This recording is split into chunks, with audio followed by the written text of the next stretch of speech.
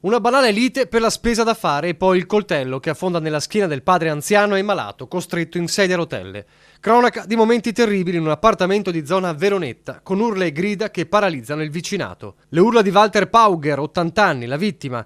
Quelle della badante che assiste alla scena, quelle dell'assassino Rudy, 49 anni, che subito dopo aver ucciso il padre cerca di togliersi la vita accoltellando se stesso.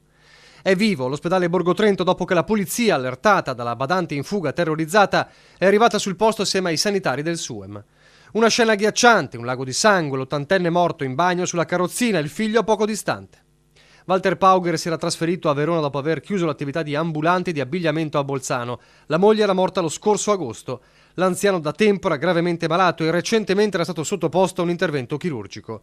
Il figlio Rudy invece era disoccupato e abitava assieme al padre nell'appartamento del quartiere Veronetta.